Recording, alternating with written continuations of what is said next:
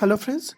आज हम लोग इस वीडियो में 112 अफोरिज्म को एक much more simpler and explanative way में एक्सप्लेन करने की डिस्कस करने की कोशिश करेंगे।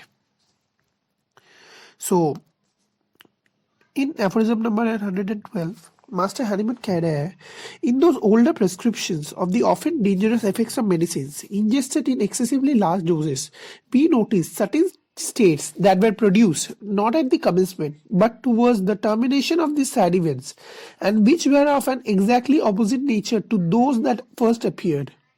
These symptoms, the very reverse of the primary action or proper action of medicine on vital force, are the reaction of vital force on the organism is secondary action, of which, however, there is seldom or hardly ever the least trace from experiments with moderate doses on healthy bodies, and from small doses none whatever.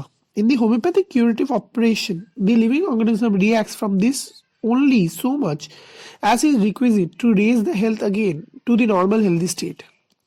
तो यहाँ पर master हैनिमन क्या कह रहे हैं कि उनके पास जो पहले वाला जो प्रिस्क्रिप्शन होता था, ओल्डर प्रिस्क्रिप्शन उनके पास जो आता था, वहाँ पर वो देखते थे कि डेंजरस इफेक्ट्स ऑफ मेडिसिन कब दिखाई देता था, जब हम लोग वही मेडिसिन को एक्सेसिवली हाई डोज में किसी भी हेल्दी ह्यूमन बींग में अप्लाई करते थे। और जब हम लोग कोई हाई डोज में एक्सेसिवली लार्ज डोजेस में कोई भी हेल्दी ह्यूमन बींग में एक मेडिसिन देते थे, we observe that there is a certain state which we observe at the termination of the medicine. जब वो मेडिसिन का इफेक्ट एकदम एंड होने वाला है, तब हम लोग ऐसा कोई सिम्टम्स देखते थे जो प्राइमरी कंप्लेंट का जस्ट ऑपोजिट होता था। अगर primary complaint is about sleeplessness, then the secondary complaint और the new complaint which appeared will be of sleepiness. ये जो मैं बोल रहा हूँ स्लीपलेसनेस से स्लीपीनेस, ये और कुछ नहीं है, बेसिकली है प्राइमरी एक्शन, और प्राइमरी एक्शन का effect on vital force that is secondary action.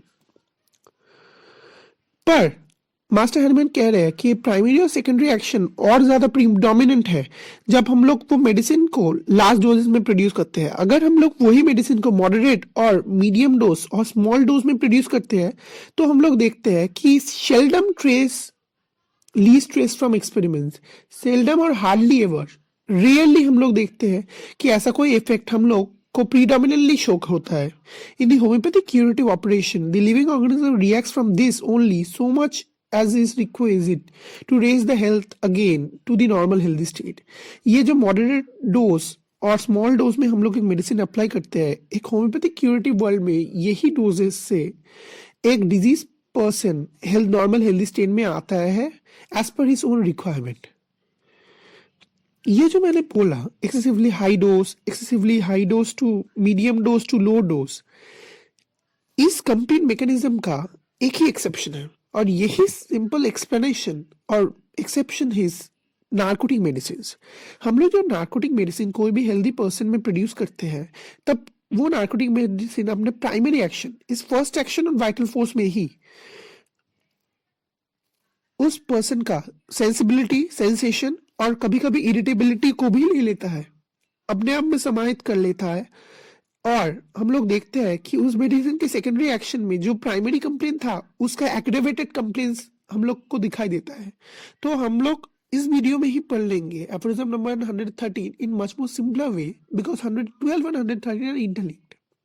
In aphorism number 113, Master Hahnemann says, the only exception to this are the narcotic medicines. मैंने जो पूरा मैकेनिज्म बोला था मास्टर हैनिमन, उसका सिंपल एक्सेप्शन है narcotic medicine. For example opium, as they in their primary action take away sometimes the sensibility and sensation, sometimes the irritability. It frequently happens that in their secondary action, even from moderate experimental doses on healthy bodies, an increased sensibility and a greater irritability is observable. यहाँ पर master हैनिमन क्या बोल रहा है कि अगर narcotic medicine को कोई हेल्दी ह्यूमन बीइंग में प्रोड्यूस करता है, वो नार्कोटिक मेडिसिन अपने प्राइमरी एक्शन में ही उस पर्सन का सेंसिबिलिटी, सेंसेशन और इरिटेबिलिटी ले लेता है, अपने आप में समाहित कर लेता है, और जब सेकेंडरी एक्शन उस मेडिसिन का होता है, तब हम लोग देखते हैं कि एक मॉडरेट डोज में भी हम लोग उस पेशेंट का इंक्रीज सेंसिबिलिटी देखते हैं। मतलब क्या, कंप्लेंट एग्रेवेट हो गया, और ये सिर्फ होता है in cases of narcotic medicine. So guys, I hope I've been able to explain you aphorism number 112 and 13.